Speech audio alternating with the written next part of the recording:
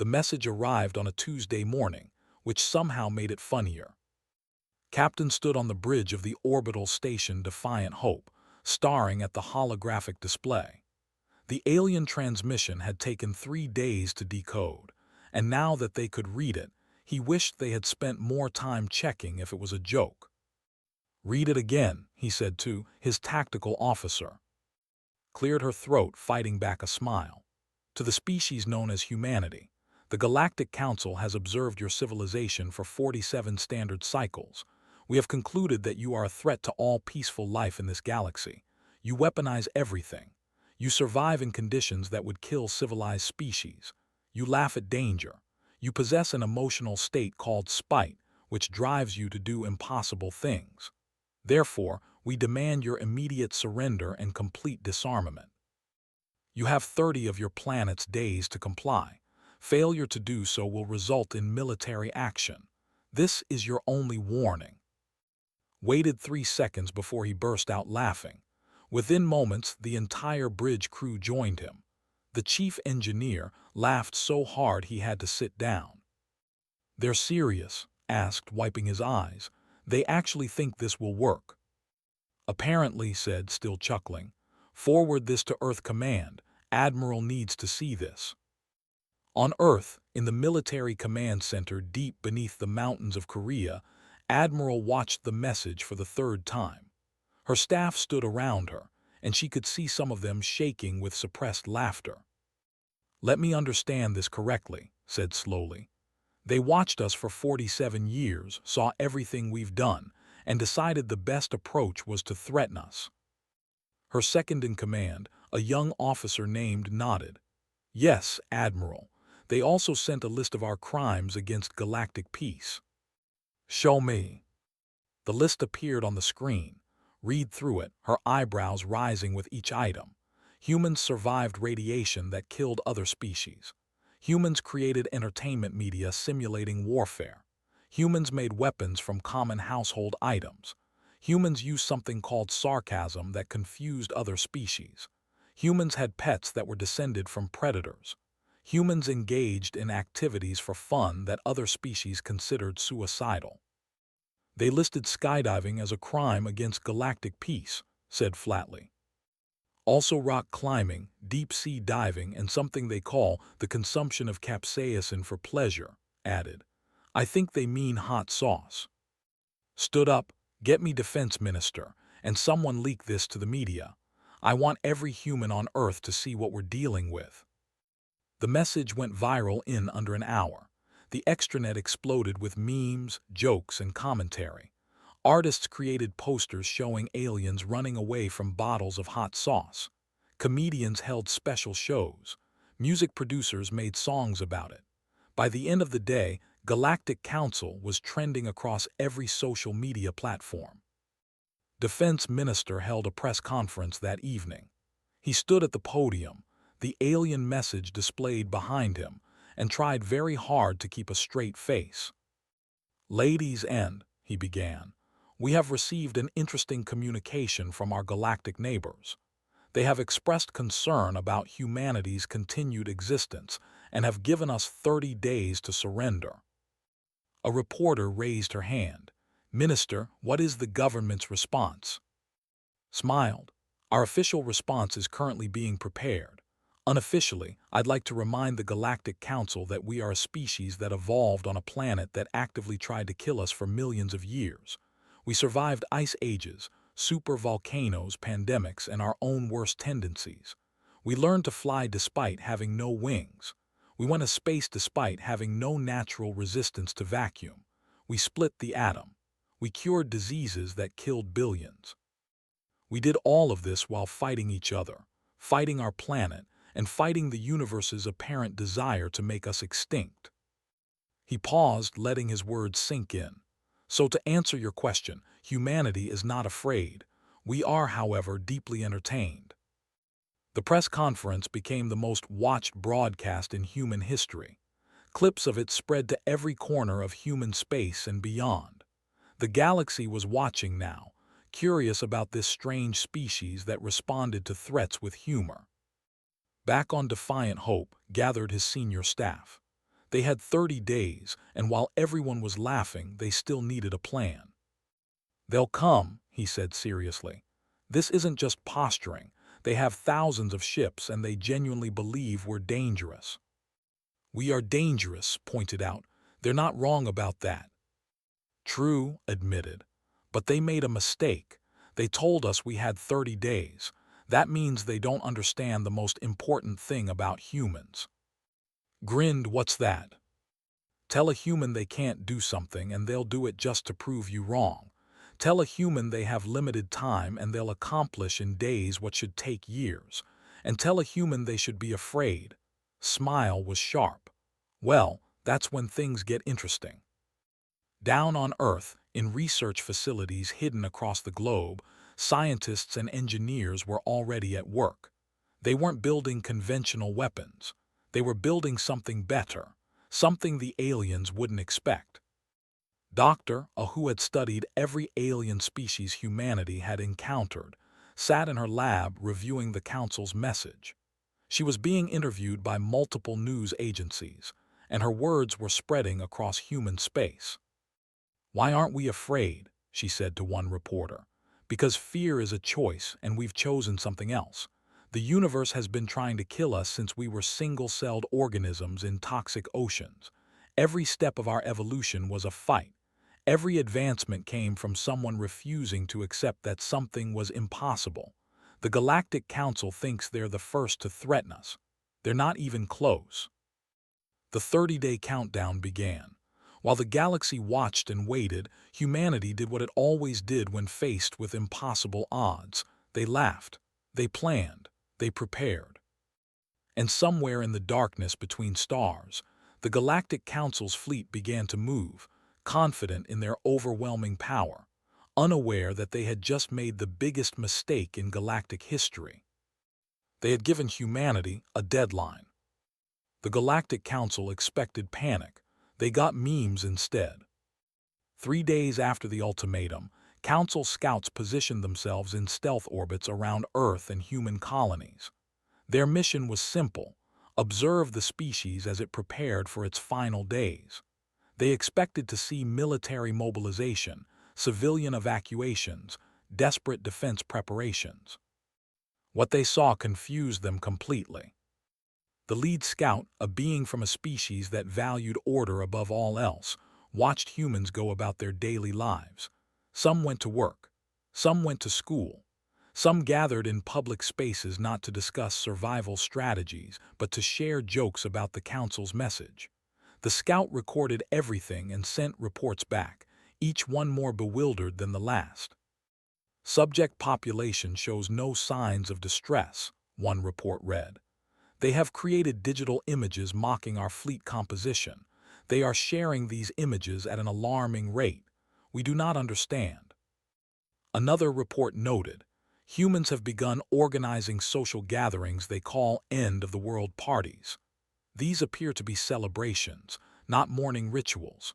One such gathering had a decoration that read, 'The aliens are coming, and all I got was this lousy t-shirt.' We do not understand what this means." Doctor became the human face of the crisis, though calling it a crisis felt wrong when she kept smiling during interviews. Galactic media, fascinated by this strange species, broadcast her words across hundreds of worlds. "You want to know why we're not afraid?" she said during one interview, her eyes bright with amusement. "Let me tell you about Earth. Our planet has tried to kill us in every way possible. Volcanoes that blocked out the sun, ice ages that covered continents, diseases that killed half our population, predators with teeth and claws when we had neither, earthquakes, tsunamis, hurricanes, droughts, and we survived all of it." The alien interviewer, a being with translucent skin, seemed uncertain. "But the Council has superior technology." "So did nature," replied. "And we're still here. We didn't survive by being the strongest or the fastest. We survived by being stubborn, by refusing to quit, by looking at impossible odds and saying, 'Watch me.'" The interview went viral across the galaxy. Some species found it inspiring, others found it terrifying, a few found it both. Meanwhile, in secret facilities scattered across human space, the real work was happening. Engineers stood in a laboratory deep beneath the surface of Mars, surrounded by holographic displays and prototype equipment. Next to him, scientists ran simulations on quantum computers. "The Council thinks we'll fight them with conventional weapons," said, manipulating a three-dimensional blueprint. "They've probably analyzed our ships, our missiles, our defenses. They think they know what we're capable of." "They don't know about this," said, gesturing at their project, "because this isn't a weapon, not in any way they'd recognize." Who had been reassigned from Admiral's staff to coordinate logistics for the secret projects, entered the lab carrying a data pad. "I've secured the materials you need, but I have to ask, will this actually work?" And exchanged glances. "Honestly, we don't know," admitted, "but that's never stopped us before." In orbit above Earth, Admiral held a classified meeting with the Defense Council.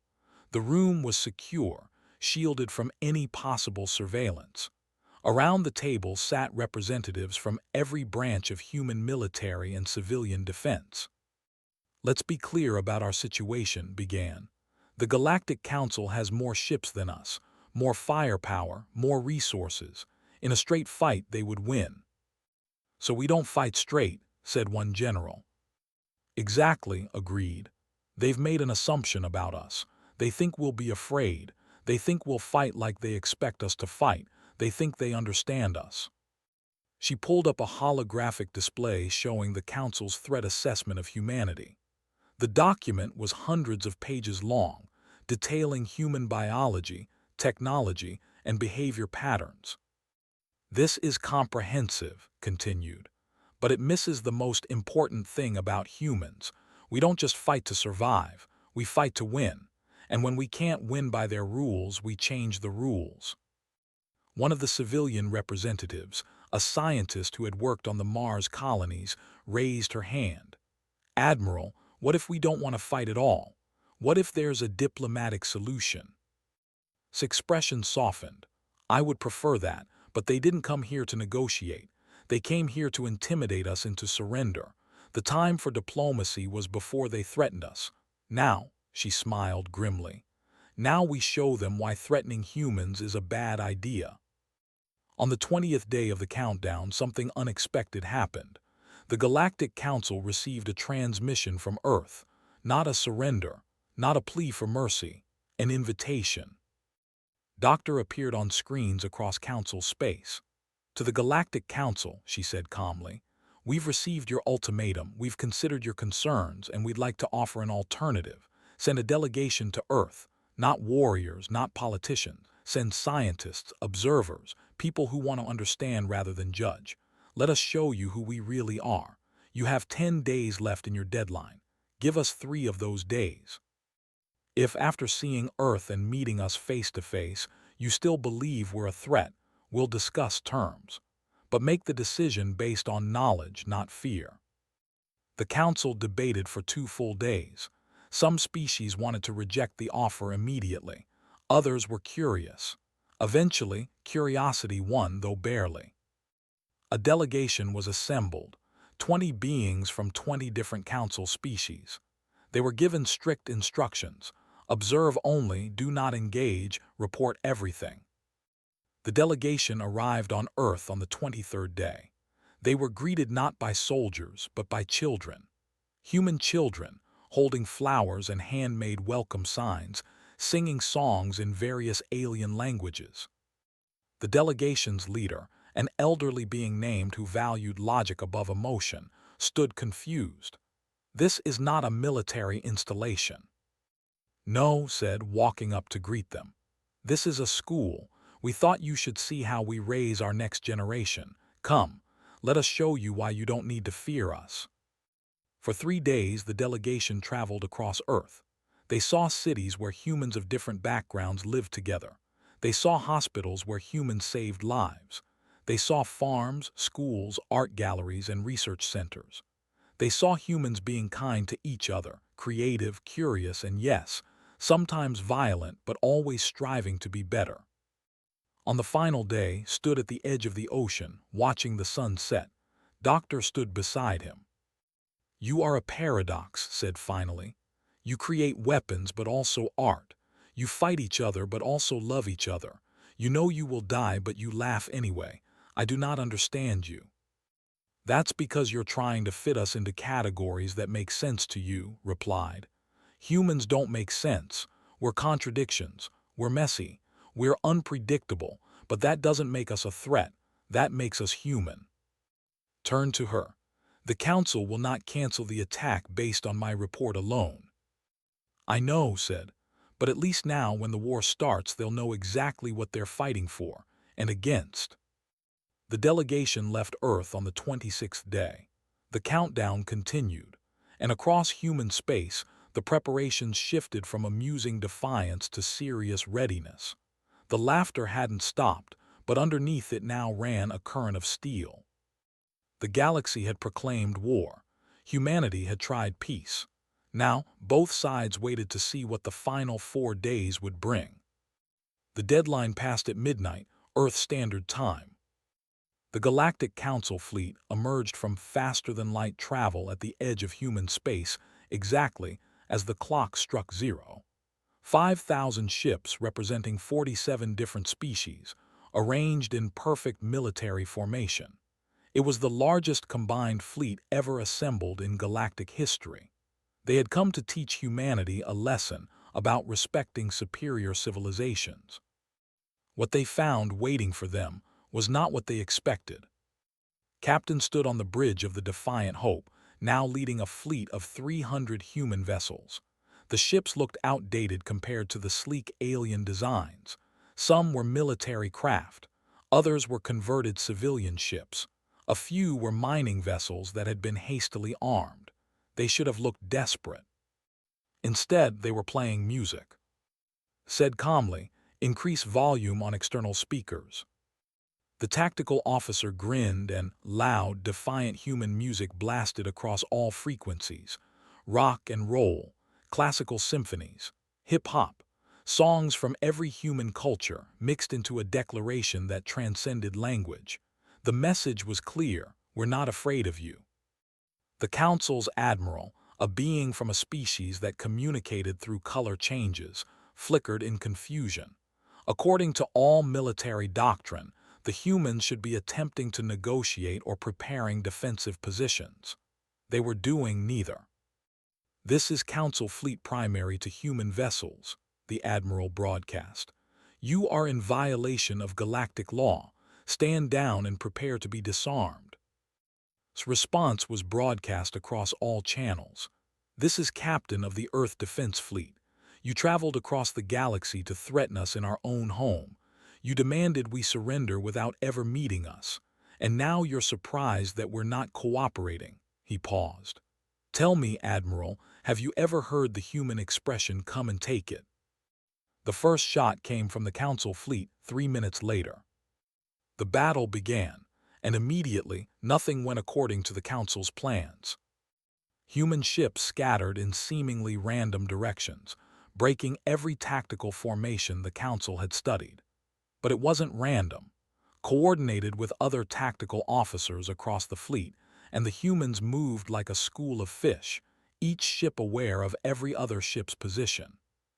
The Council had superior firepower, but humans had fought each other for thousands of years. They knew every dirty trick, every unexpected maneuver, every way to turn a weakness into a strength. "Incoming missiles," reported calmly.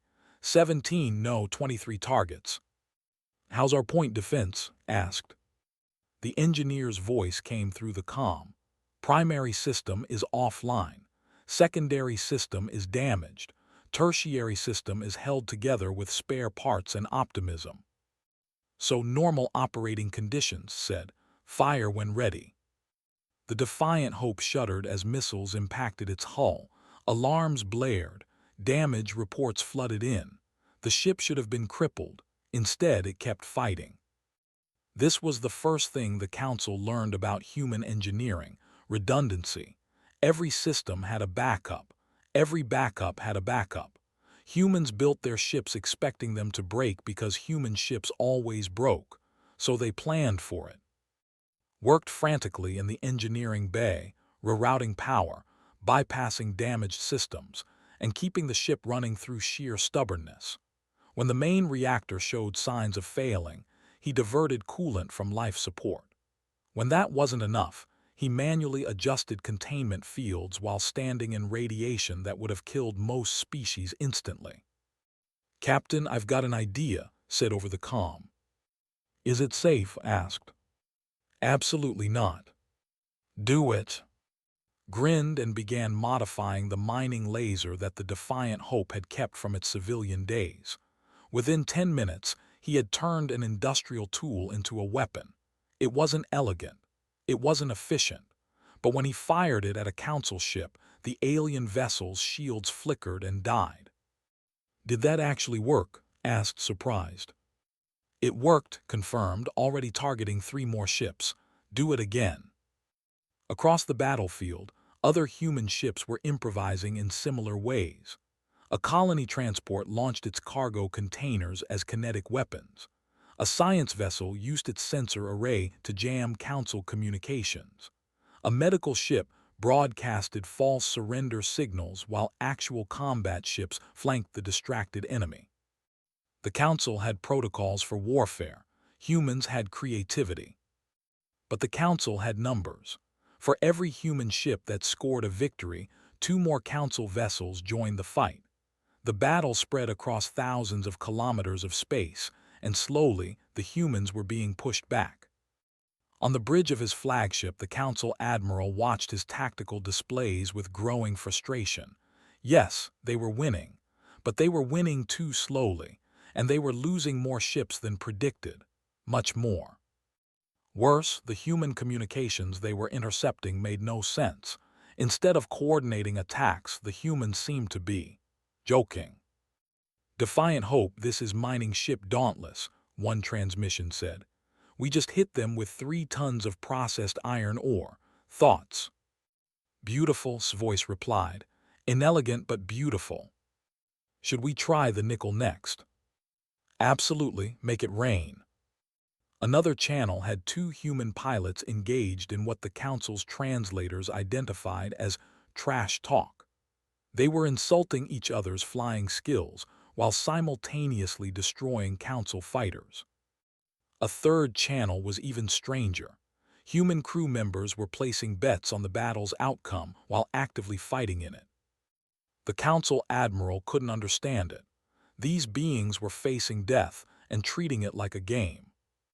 The logical being who had visited Earth sat in the admiral's command center as an observer. He had reviewed the battle data and reached a conclusion that disturbed him. "Admiral," he said quietly, "we need to retreat." The admiral's colors flashed in disbelief. "We're winning." "Are we?" brought up comparative analyses. "We've destroyed 90 human ships, but we've lost 147 of our own. Our ships have superior technology, but theirs have superior adaptability. They're learning from every exchange. Their tactics are evolving in real time. And Admiral," he paused, "they're not afraid. Fear is a survival mechanism. It tells you when to flee, but humans don't have that limitation. They'll fight until they physically can't anymore." The Admiral watched as a damaged human vessel, its hull breached and leaking atmosphere, rammed itself into a council cruiser rather than retreat. Both ships exploded in a flash of light. "They're insane," the Admiral whispered. "No," corrected, "they're human." 12 hours into the battle, the Council fleet achieved its tactical objective. The human fleet had been broken, scattered across space. 97 human ships destroyed, the rest retreating toward the inner system. It was a victory, but it felt like a defeat. Because the humans were retreating in perfect order, still coordinating, still fighting, still broadcasting that infuriating music. They'd lost badly and they knew it, but they showed no despair. And when Captain made his final transmission before falling back to Earth's defensive perimeter, his words chilled the Council Admiral. "Good fight," said simply, "same time tomorrow." The Council fleet held position at the edge of human space, assessing damage and casualties. They had won the first engagement, but as had warned, the humans were learning. Every tactic the Council used would be less effective next time. Every weakness the humans had shown would be reinforced. The Admiral made a decision. If they were going to end this, they needed to strike hard and fast, break human morale before they adapted further. All ships, the Admiral ordered, plot course for Earth. We end this at there. The Council fleet began moving deeper into human space, confident in their overwhelming power, unaware that the humans had been waiting for exactly this decision. Because now the fight would be on humanity's home ground. And that changed everything. The Galactic Council thought the war was going well. They were wrong. 3 weeks after the first battle, the Council fleet pushed deeper into human space, claiming system after system. On paper, it looked like a successful military campaign. Human resistance was scattered and disorganized. Victory seemed certain. Then the Council started noticing strange things. Ships that should have been destroyed reappeared days later, fully repaired and fighting harder than before. Human forces that retreated from one system would ambush Council supply lines in another. Attacks came from unexpected directions, using weapons that shouldn't exist, tactics that violated every principle of conventional warfare. The Council Admiral sat in his command center, reviewing reports that made less sense each day. His communications officer approached, colors shifting nervously. "Admiral, we've intercepted another human transmission. You need to hear this." The recording played. It was doctors speaking to someone on Earth. "They think we're losing," she said, and her voice carried a smile. "They don't understand what we're doing. Every battle gives us data. Every engagement teaches us something new about their technology, their tactics, their limitations. They're fighting to win territory. We're fighting to learn, and we're very good at learning." The Admiral realized with growing dread that the humans hadn't been fighting to win those early battles. They'd been fighting to understand. On Earth, in the command center, Admiral stood before a massive holographic display showing the entire theater of war. Next to her, coordinated logistics across hundreds of outposts, while data streams flowed in from every human ship and station. "The Council fleet is 3 days from Earth," reported. "They're bringing 70% of their total forces." "Good," said. "That's exactly what we wanted. The more ships they commit here, the fewer they have protecting their supply lines and home systems." A young officer looked confused. "Admiral, aren't we worried about defending Earth?" Smiled. "We're not defending, we're baiting." In a laboratory on the moon, and worked around the clock on their project. It had evolved far beyond the original concept. What had started as a defensive system had become something the galaxy had never seen before. "The Council's technology is more advanced than ours in most ways," explained to a visiting general. "But they've been using the same technology for centuries. They improve it, refine it, but they don't innovate. They don't have to. They've never faced an opponent that forced them to think differently." "And we're different?" the general asked. "We're very different," said, bringing up schematics on a holographic display. "We've only had advanced technology for a few centuries. We're still experimenting, still trying crazy ideas, still breaking things to see how they work. The Council sees this as primitive. We see it as an advantage." She activated a simulation. The general watched as the system they designed came online. His eyes widened. "That's impossible," he whispered.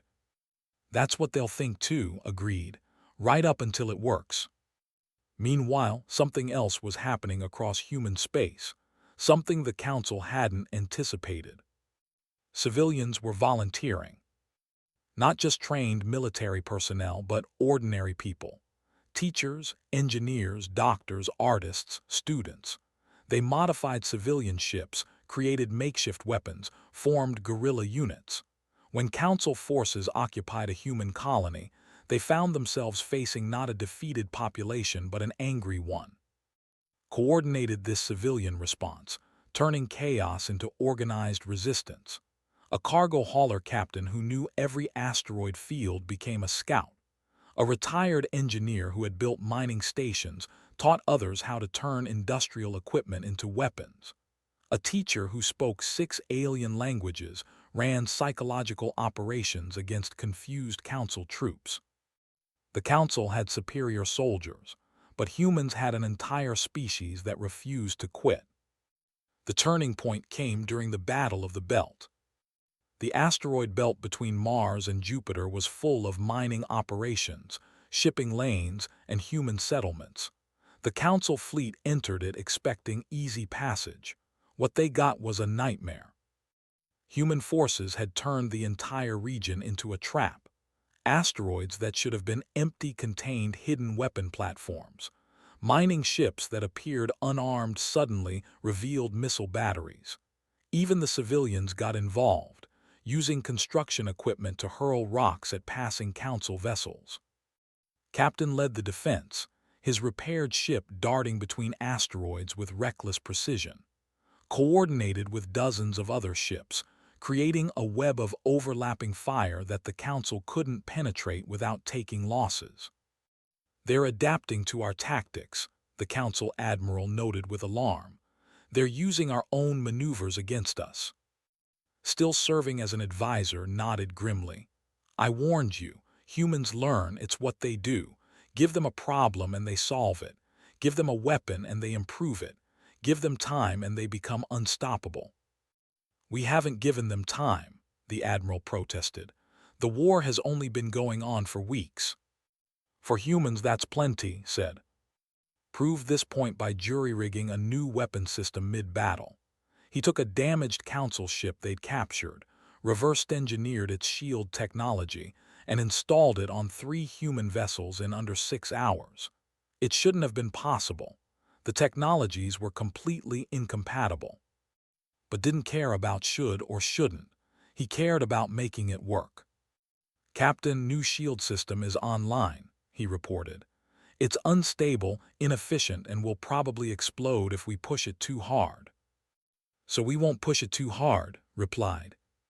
"Where's the fun in that?" Laughed. Even in the middle of a battle, even facing overwhelming odds, humans found reasons to laugh. The council fleet fought through the belt but emerged battered and demoralized. They'd won the engagement, but at a cost of 300 ships. The route to Earth was open, but the admiral was starting to question whether reaching it was wise. Then came the transmissions from Council home space. Human strike forces had penetrated deep into Council territory, not to conquer but to disrupt. They hit supply depots, destroyed communication relays, and spread chaos wherever they went.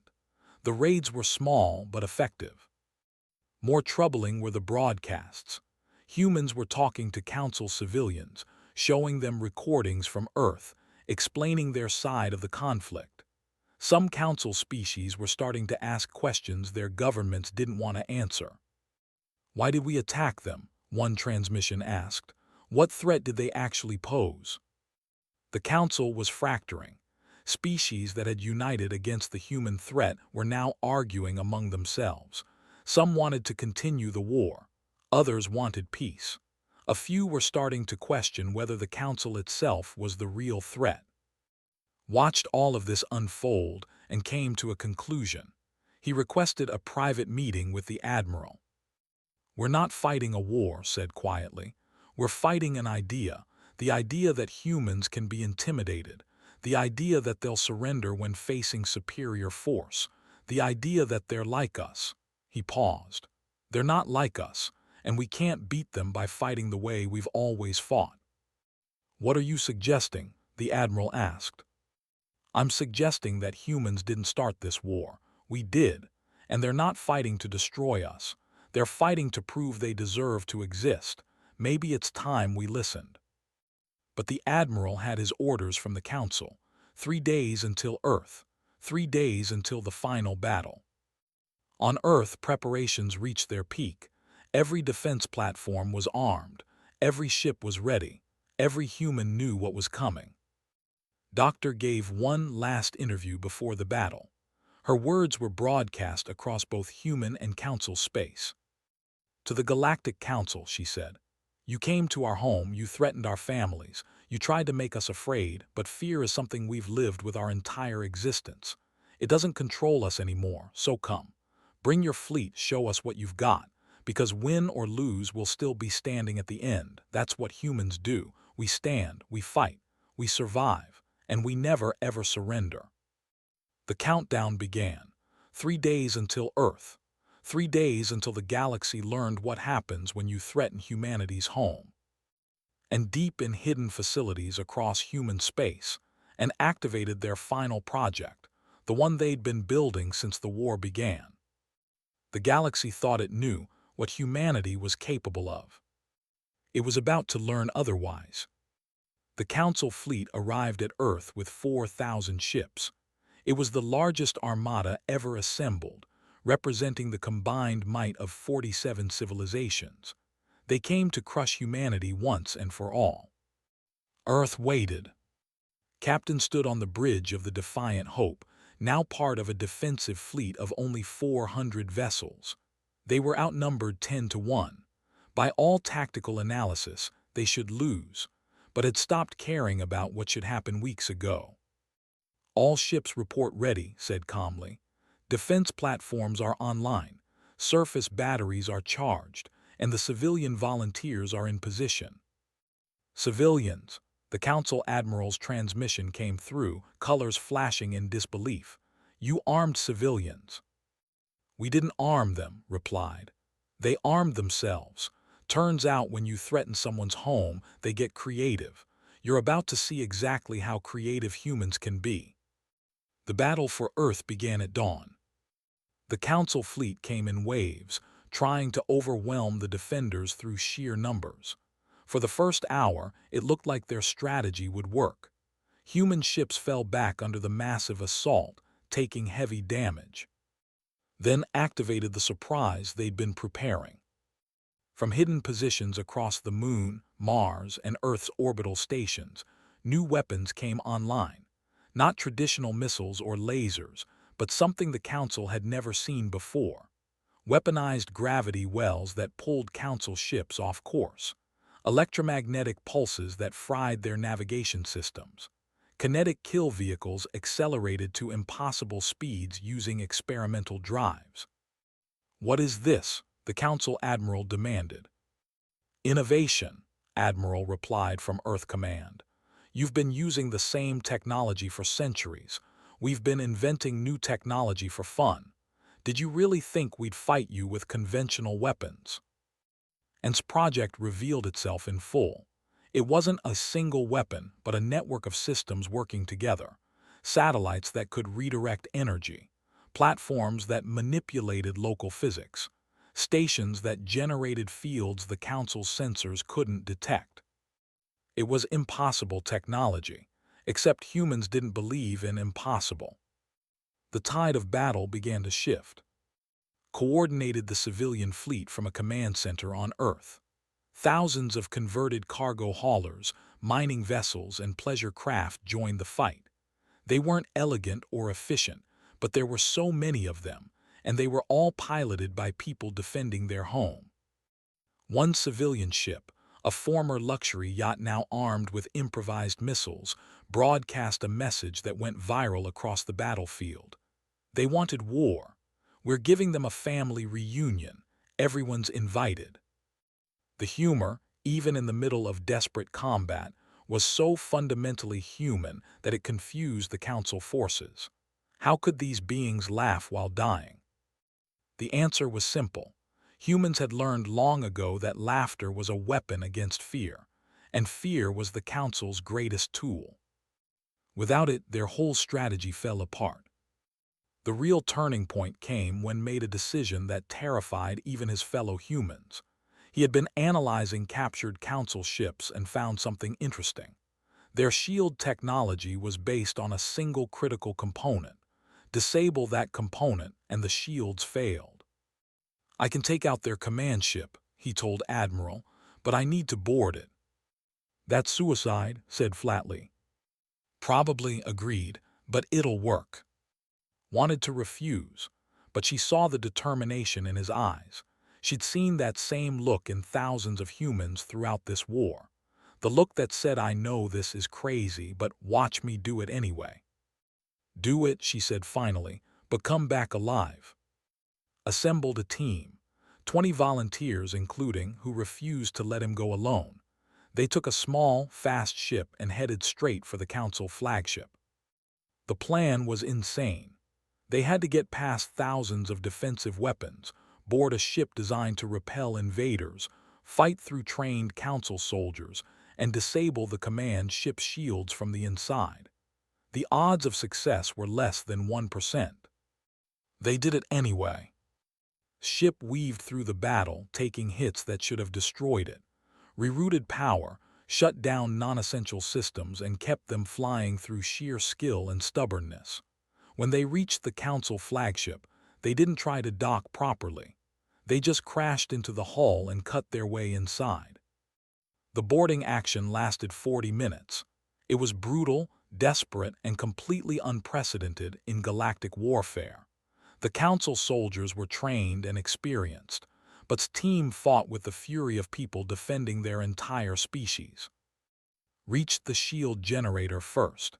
She looked at the alien technology, pulled out her tools, and started working. She had less than 5 minutes before Council reinforcements arrived. "This is impossible," one of her team members said, watching her work. "Stop saying that word," replied, her hands moving faster than thought. "Nothing's impossible, just difficult." She disabled the shield generator with 30 seconds to spare.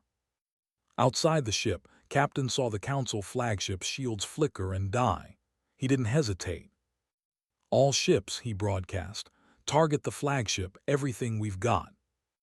The combined fire of 50 human vessels hit the Council command ship simultaneously. It didn't destroy the ship, but it crippled it. And more importantly, it sent a message. Humans could reach you anywhere. The Council admiral, watching his flagship burn, made the hardest decision of his military career. He ordered a retreat. But the Council fleet was too scattered, too committed to the attack. Retreating under fire would cost thousands more ships. The admiral found himself trapped by his own overwhelming numbers. That's when Doctor's broadcast went out. She appeared on every screen, every channel across the entire battlefield. Her face was calm, her voice steady. "Council fleet, this is Doctor speaking from Earth. We know you can hear this. We know many of you don't want this war. We've intercepted your communications. We've heard your doubts." She paused. "We're offering you a choice. Continue fighting and lose more ships, more lives, or accept what you already know. You can't beat us. Not because we're stronger, but because we're willing to pay any price to remain free." She looked directly into the camera. "We don't want to destroy you. We want you to leave. Go home. Tell your people what you learned here. Tell them that humans aren't a threat to the galaxy. We're a reminder that freedom matters more than order, that diversity is stronger than conformity, that the species you fear is the same species that will stand with you if you ever need help." On the Council flagship watched this broadcast. He had spent weeks studying humanity. He had seen their violence and their kindness, their chaos and their creativity, and he finally understood. "Admiral," he said quietly, "she's right. We can't win this. Even if we destroy every human ship here today, we'll lose, because the survivors will rebuild. They'll adapt. They'll come back stronger. That's what they do. It's what they've always done." The Admiral's colors shifted to a pattern recognized: resignation. "Send the ceasefire order," the Admiral said. The battle ended not with a bang, but with silence. Ships on both sides stopped firing. Humans and aliens alike floated in space, surrounded by debris, trying to process what had just happened. The formal peace negotiations took 3 weeks. The Galactic Council agreed to recognize humanity as a sovereign species with full rights. Trade agreements were established. Borders were set. And most importantly, Both sides agreed to share knowledge and technology, and survived their boarding action and became heroes across human space. They spent the next years working with alien scientists, sharing ideas, creating technologies neither species could have developed alone. Captain was promoted to admiral and given command of the first joint human-alien exploration fleet, and joined his crew.